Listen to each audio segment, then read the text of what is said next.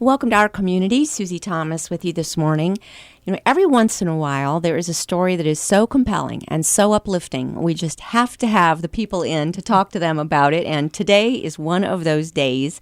So happy to welcome Denise Sechrist, you know her as the Dean of Kent State University at Stark, and her husband, Charlie Wentz, who retired rocket scientist, right? Something like that? Something like that. I was an aerospace engineer, yes. I worked in defense contracting. Functionally, I was a flight test engineer, mostly on unmanned air vehicle programs for one of the major defense contractors. Wow. So, very huge responsibility in your work. And Denise, you as well. You are a musical person. Yes. But have gone into administration as a college dean. So tell me a little bit about your background. Well, I started out in vocal performance and then was teaching and singing and decided that I was interested in the world and world music and earned a PhD in ethnomusicology and just loved sharing that knowledge and teaching. And as I progressed in my own career, I was given the opportunity to try administration at various levels and liked it and thought that I could really make a difference in students' lives that way as well. And so I've just had this opportunity, and it's been 6 years now that I was given the opportunity to come to Stark County, and we're just thrilled. That was such a good decision that we made. And so we've moved to Stark County now. And that was a move from where? I had been the director of the School of Music at Kent State University. I'm so fortunate. My entire career has been at Kent State, but it's been I've had 31 years at Kent State, and I don't know how that happened. Wow. You just keep showing up every day, and eventually the years just add up. So it's a happy place, isn't it? It's a wonderful There's a lot place. of camaraderie there. Exactly. Kent State's a wonderful place, and Kent State Stark is really a very special place. The term power couple gets tossed around a lot, but I can't think of a more appropriate use of that term than with the two people that I'm looking at right now. Tell me a little bit about your home life together and how you've made that work. Well, that's fun. It's fun because we're politically opposite, and I don't know if a lot of people know about that, but we jokingly say that we make Mary Matlin and James Carville look like rank amateurs. Oh, that's but funny. we make it work, and we have 2 rescue dogs. And when I married Charlie, he had 3 teenagers, and so I was a first-time bride. I was an older bride, and we've been married 18 years now, and so the kids are all mature, and we're blessed to have a little grandson. Our daughter has a child, and they're wonderful, and we just have a lot of fun. We enjoy cooking, and we enjoy movies and lots of art and music, lots of events, and Running races. Yes. We enjoy racing, running, and so That's one of the nice things of university life, isn't there's always something to go to.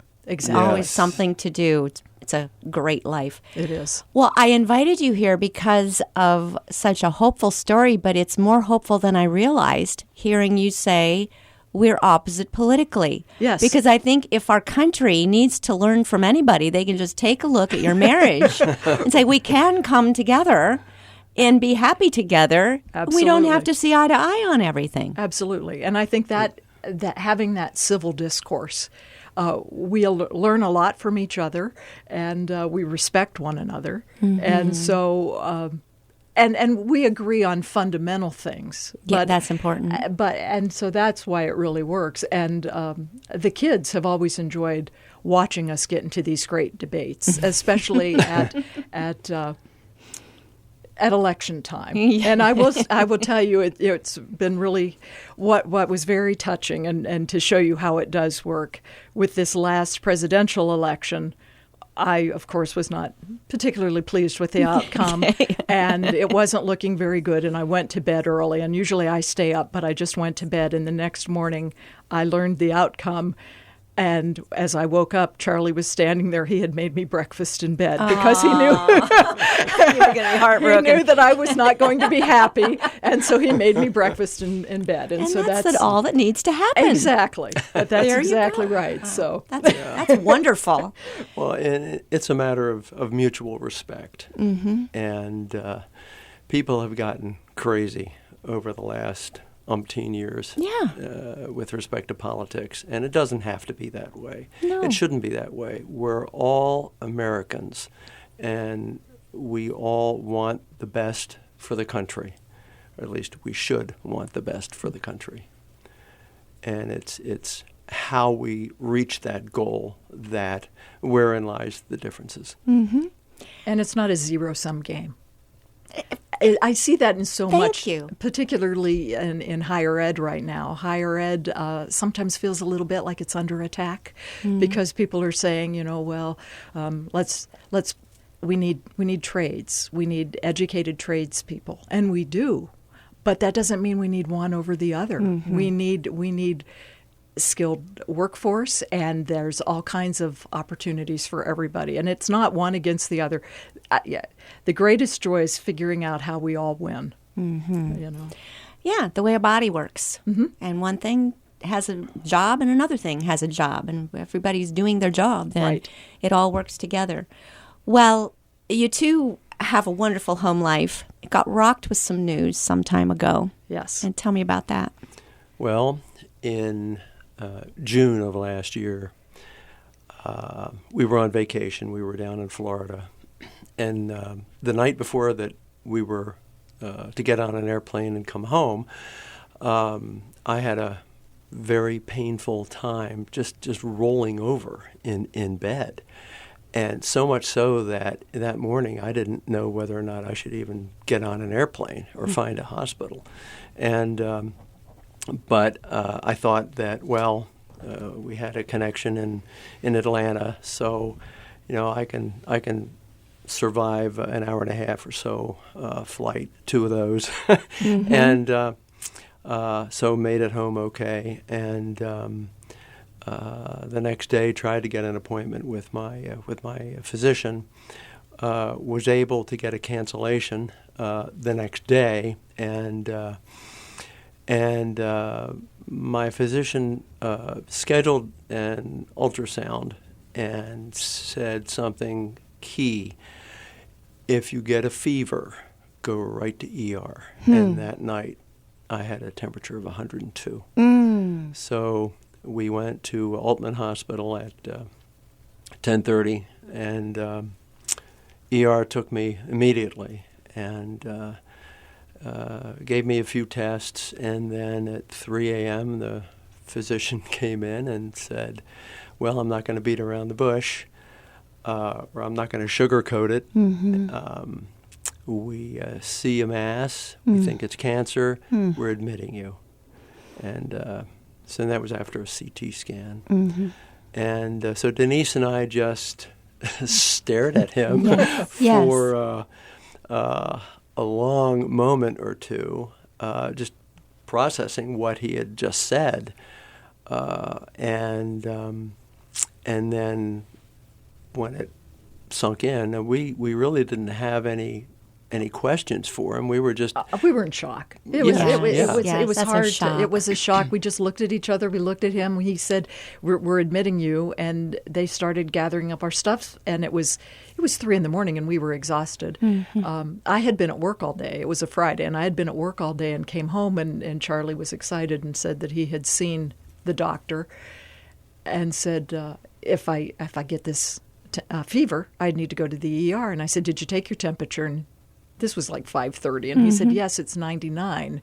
And I said, "I don't know if that's ER worthy." That doesn't count, no, does it? I don't think that counts. I said, "So, well, let's take it when you go to bed." And so it was. It was at 10 o'clock, and we took your temperature, and it was 102. And I said, "Get dressed and get in the car." Now, isn't that interesting? Had you been running a fever earlier that you were No. aware of? No. It was that night. That he was same able to night. say, if you're running a fever tonight. Yes. Yes. That was the amazing thing, because I don't know, we might not have done anything. Sure. You know what, So, But he was able to know that that's going to be the trigger that means you need to get you in need to and go. Mhm. Right. So you shock, obviously, but Right. then what's the next thing? How do you begin to get your head wrapped around it and make a plan? Well, that was so we I don't really remember that much about that night in the hospital, but I know that I was in the chair waiting, and I knew that Saturday morning that the doctors would come in and tell us what was going on. And I waited and I waited and I waited. And of course, it was Saturday morning, so they didn't make their rounds as early as they normally would have. So it was about 9 in the morning, and I said, Charlie, I have to go home and take care of the dogs. Mm-hmm. So I said, if they come in, put me on speakerphone. And I went home, and 2 of our neighbors were having a garage sale, and they got so excited that I was home, walked in, and I walked over to them, and they said, "Oh, you're going to buy something," and we were joking, and they looked at me and they said, "What's wrong?" Right. And that's when I broke down. I never broke down in front of Charlie. And so our neighbors are hugging me, and they're saying, "We'll do whatever you need. What do you need?" And I said, "I don't even know what I need yet." True. I said, "Except I have to take care of the dogs, and I need a shower. And while I'm showering, I'll think." Yeah. And then by that time, it kind of spread. We live on a small cul-de-sac, and there's an adjacent cul-de-sac, and other neighbors were coming out and saying, "Okay, let's make a plan." And I was giving extra keys to neighbors, and they said, "Just go back to the hospital and just keep us informed." And we were exchanging, so that we could text. And Yes. the neighbors were fabulous. I want to go there because sometimes you don't know how to respond to a friend who is going through something like that. Right. From your own lips, what can a person do? What should people do when a neighbor gets a diagnosis? What's the right way to respond? I think you're just there for the person. And so when the neighbors were, and you have to let the person tell you what they need. So if the neighbors, they were just so great because they just said, "Just tell us what you need. We're here for you. We'll do whatever." And they knew that my big concern was the dogs. And so the one neighbor has dogs and knows our dogs. And they were like, we've got this. You help us, tell us. And that was so good because, and it's hard too, because sometimes when people do want to help, but they want the person to tell them specifics. And sometimes the person just can't. They don't know yet. They don't know yet. And even all along the way, I had so many people reach out to me saying, "Do you need food? Do you need to just come over and cry? Do you need?" And I'd say, "I promise you, I will reach out to you when I figure it out." But you also have to allow the person to process and know that maybe they don't even know what they need at the time. Figure out your own and needs. right away, you don't know what you need. Right. You've kind of shoved it into autopilot. Exactly. And you're just putting one foot in front of the other. Right. But great to be aware and to remind us all to just be aware. Does this person have some, like a huge landscaping that might need watered? Exactly. Things like that. To be able to step in and just take that off their plate. To have people take things off your plate so that you can focus on what you need to do to fight it. So he said he wouldn't sugarcoat it. Boy, he didn't. Did he? You were not given much a hope, right? Correct. And I was just, I was processing thoughts such as, how could this happen to me? I mean, I have lived a healthy lifestyle all my life. Had all medical checks. It was colon cancer, and I had a colonoscopy less than 4 years prior. Oh, my. And at that time, I was told, no polyps, come back in 10 years. Right. Wow. And so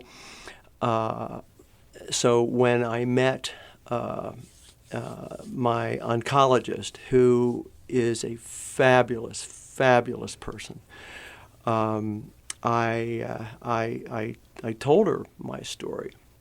Healthy lifestyle. What have I done wrong? And she said, "You've done nothing wrong. You've done everything right. You are a statistical outlier." Wow. A statistical outlier. We're going to leave it right there. We need to take a short break. We're going to be back with this amazing story after these words. You're listening to Our Community.